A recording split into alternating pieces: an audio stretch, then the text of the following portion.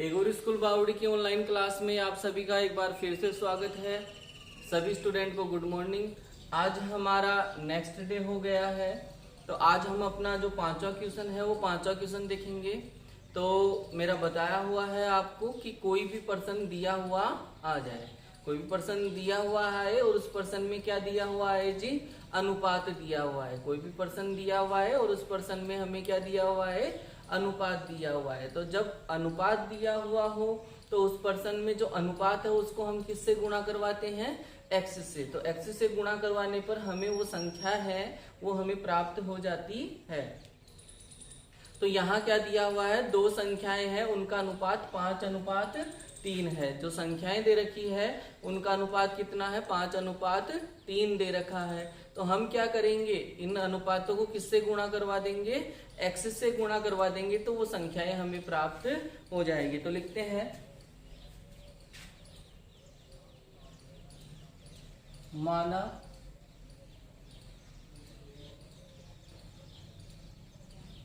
वह संख्याएं बराबर 5x और 3x। माना वह संख्याएं कितनी है, 5x और 3x, क्योंकि हमें क्या दिया हुआ है, यहाँ पे उनका अनुपात दिया हुआ है। पहली संख्या का अनुपात कितना है, 5, और दूसरी संख्या का अनुपात कितना है, 3 है। तो पहली संख्या तो कितनी हो जाएगी, 5x, और दूसरी संख्या कितनी हो जाएगी, 3x हो जाएगी। फिर इसने क्या कहा है, उनका जो अंतर है, अंतर का मतलब सभी जानते हो माइनस, अंतर का मतलब क्या होता है, माइनस होता है। तो उनका जो माइनस करेंगे तो वो कितना आता है, 18 आता है। कितना आता है जी, 18 आता है। तो हम क्या करेंगे अब,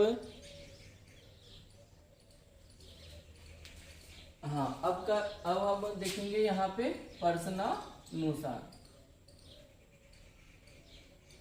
पर्सन क्या कहता है, पर्सन क्या कहता है, पर्सन कहता है 5x में से यदि 3x निकालेंगे तो कितना आना चाहिए, 18 आने चाहिए। कितने आने चाहिए जी, 18 आने चाहिए। इसने कहा है कि उनका अंतर, अंतर का मतलब क्या हुआ, माइनस। तो हमारे पास में जो संख्याएं हैं तो वो संख्याएं कौन कौन सी है, 5x और 3x। हमारे पास में संख्याएं कौन सी है, 5x और 3x। इनका अंतर यानी कि माइनस कितना आना चाहिए, 18 आना चाहिए। अब देखो ये पद कौन सा है, चर वाला, मतलब 5x है, तो ये कितना हो गया, x वाला पद है, और ये वाले भी x वाला पद है। तो चर वाला पद में यदि चर राशि समान हो, चर वाले पद में क्या हो, चर राशि समान हो, तो उनको जोड़ा भी जा सकता है और घटाया भी जा सकता है। तो ये कितने x है जी, 5x है।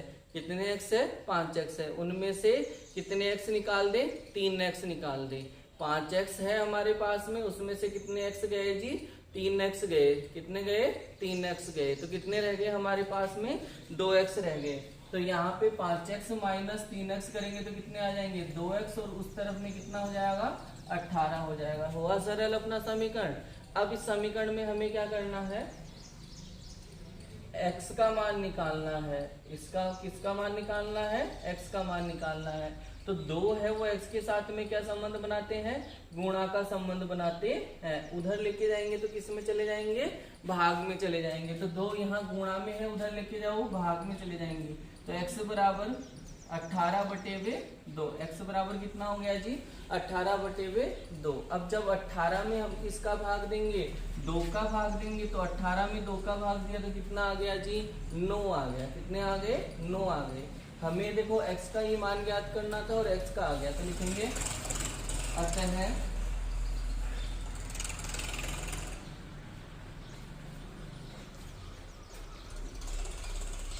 अतः पहली संख्या कितनी थी हमारी, 5x। 5x का मतलब क्या हुआ, 5 गुणा x, 5 गुणा x। तो ये हो गया 5, फिर ये गुणा x। अब x की जगह कितना आ गया, 9। तो कितना हो जाएगा, 9 पंजे 45, यानी पहली संख्या कितनी आ गई, 45। तथा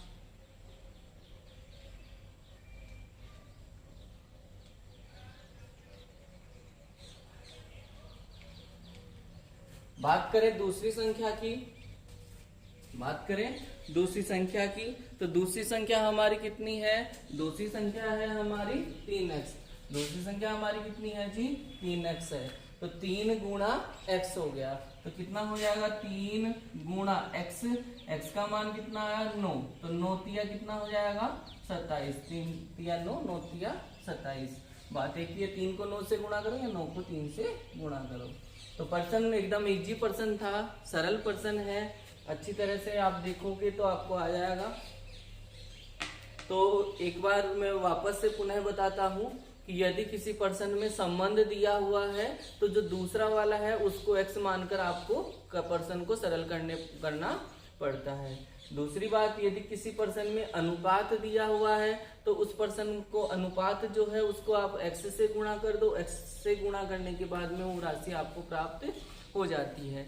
तीसरी बात ये है कि अपने पर्सन में कुछ ऐसा दिया हुआ हो, कोई भी पर्सन है और उस पर्सन में कुछ ऐसा दिया हुआ हो जिसका सूत्र हम जानते हो, पर्सन में कुछ ऐसा दिया हुआ हो जिसका सूत्र हम जानते हो, तो सूत्र के बराबर में हमें क्या रखनी पड़ती है, संख्या रखनी पड़ती है। सूत्र के बराबर में वो संख्या जो दी हुई है पर्सन में वो रखनी पड़ती है।